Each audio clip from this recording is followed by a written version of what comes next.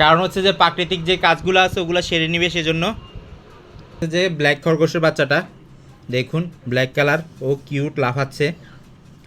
তো এখন আসসালামু আলাইকুম বন্ধুরা, কেমন আছেন আপনারা? আশা করি সবাই ভালো আছেন। আমার আরেকটা নতুন ব্লগ আপনাদের সবাইকে স্বাগতম। তো আজকে আমি অনেক খুশি, অনেকদিন পর একটা সারপ্রাইজ পাইছি। তো চলুন দেখা যাক আজকে কি সারপ্রাইজ আছে।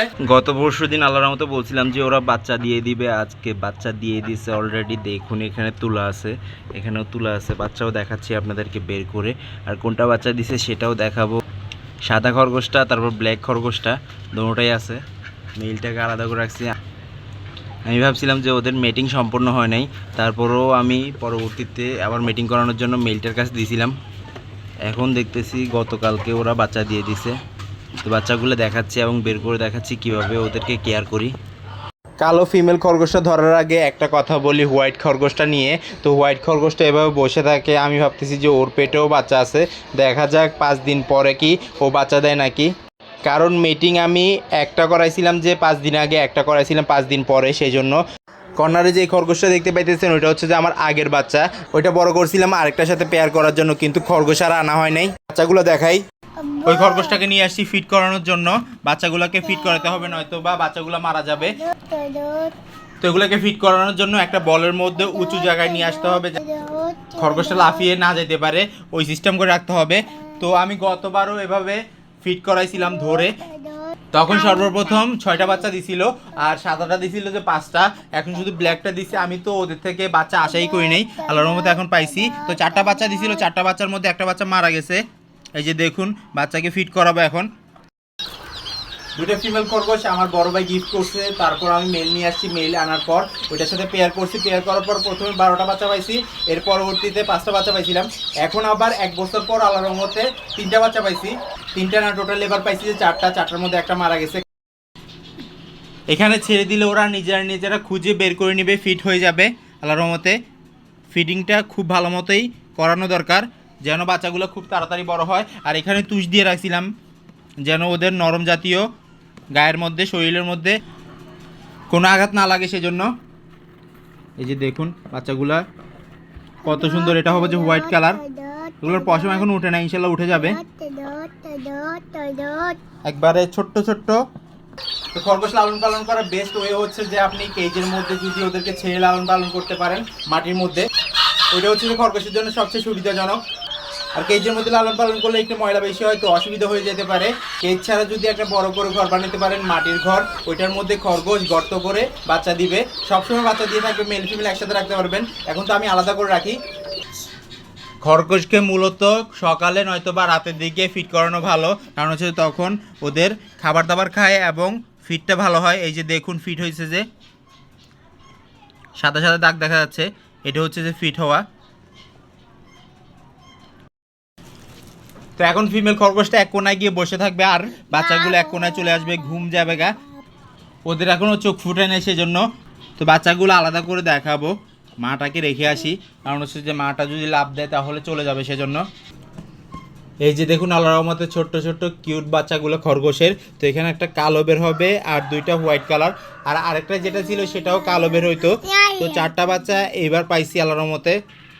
তো আমার কাছে সবচেয়ে কিউট লাগতেছে যে ব্ল্যাক খরগোশের বাচ্চাটা দেখুন, ব্ল্যাক কালার, ও কিউট লাফাচ্ছে। তো এখন ফিট করানো শেষ হয়ে গেছে, রাতের বেলা আবার ফিট করাবো।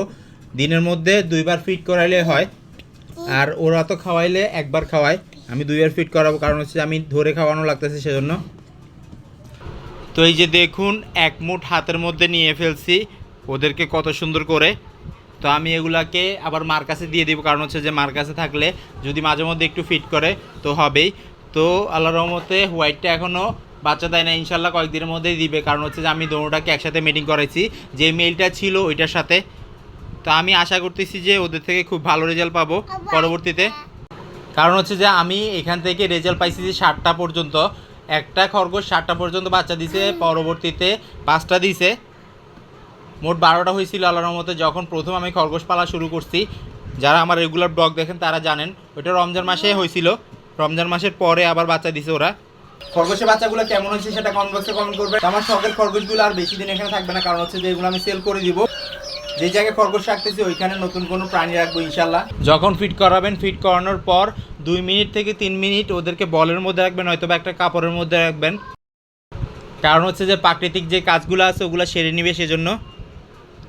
তো এদেরকে এখন এক্সট্রা কিছু খাওয়ানো লাগবে না, মা বাবাই খাওয়াবে। মা বাবাকে খুব বেশি করে খাওয়ানো লাগবে এখন কলমি শাক, যত রকম পুষ্টিকর খাবার আছে তত রকম পুষ্টিকর খাবার খাওয়ানো লাগবে। ছোলা ভিজাও দিতে পারেন। দেখুন কত সুন্দর করে কিউটভাবে বসে আছে। তো এগুলোকে আমি দিয়ে দিই খরগোশের কাছে। নিয়ে আসছি কেজের কাছে। তিনোটা খরগোশের বাচ্চা সূর্য দেখে কি অ্যাক্টিভিটি করতেছে, নড়াচড়া করতেছে। আর ফিমেলটা নিচে বসে আছে, মানে যেখানে তুলাগুলো ছড়াই ছিটাই আছে ওইখানে বসে আছে। তো আমি এদেরকে এখানে ছেড়ে দিলে ওরা সময় মতো আবার ফিট করে নিবে। এভাবে করে ওদের যখন মন চায় তখন ফিট করবে। আর আমি 2-1টা দিন ওদেরকে কষ্ট করে, যতদিন চোখ না ফুটবে ততদিন বলের মধ্যে ফিট করানো লাগবে, নয়তোবা বাচ্চাগুলো মারা যেতে পারে। যেমন একটা বাচ্চা মারা গেছে সেজন্য। সবাই দোয়া করবেন খরগোশের বাচ্চাগুলোর জন্য ভালো থাকে। এখানে আছে আল্লাহর রহমতে আর অল্প কিছু টাইগার মুরগির বাচ্চা। এগুলো হচ্ছে যে অনেক বড় হয়ে গেছে, একটা 250 গ্রামের মতো হয়ে গেছে সবগুলো টাইগার মুরগি। এটা হচ্ছে যে আমার ওয়াইফাইয়ের কালার যেটা আছে ওইটার। দেখুন এটার কালারটা হবে যে সাদার মধ্যে লাল লাল ফুটা ফুটা। লাল রঙের আতা 2টা আছে আমার কাছে, কিন্তু ফুটফুটে কালারটা বেশি বের হয়। ওইটা অ্যাক্টিভিটি ভালো, মিটিং করে খুব ভালো মতো। আর এগুলাকে আমার দোকানের সামনে রেখে রেখে সেল করে দিছি। দেখুন কত সুন্দর এই কালারটা। আরও কিছু প্রাণী আছে দেখাবো আপনাদেরকে। এখানে ছিল যে প্রায় 20 পিসের মতো, এখন আছে যে 3 পিস, 6 পিস, 7 পিসের মতো। যা কালারের মতো মাশাআল্লাহ, সবাই দোয়া করবেন। 150 থেকে 200 গ্রামের পাইট কোয়েল পাখি আর 4 পিস আছে এখানে, সবগুলাই মেল। একটা লাভ দিছে, লাভ দিয়ে পড়ে গেছে। এগুলো কালো কালার না, ফুটফুটে কালারও না। এটা হচ্ছে যে হোয়াইটের মধ্যে, মাথার মধ্যে যে পাইট কালারটা থাকে ওইটা, পিঠের মধ্যেও পাইট কালার থাকে। তো লাস্টবার কিছু হোয়াইট কালার বের হয়েছে সম্পূর্ণ, ওগুলা আপাতত উপরে আছে। গতবার যে দেখাছিলাম ওগুলা। তো এগুলো আল্লাহর মধ্যে সেল হইতে হইতে এই মাত্র 4 পিস আছে। দেখুন লাফালাফি করতেছে। এগুলো একটা কার্টুনের মধ্যে রাখছি আমি আপাতত। এগুলোকে কেজের মধ্যে ছাড়বো, কারণ হচ্ছে যে এগুলো আলাদা করে রাখছি। যেই কালো কোয়েল পাখির বাচ্চাগুলো আছে ওগুলোকে ঠোকরাচ্ছে, সেই জন্য ঠোকরা একবার রক্ত বের করে ফেলছে। এগুলো একটু বড় সাইজের, সেজন্য।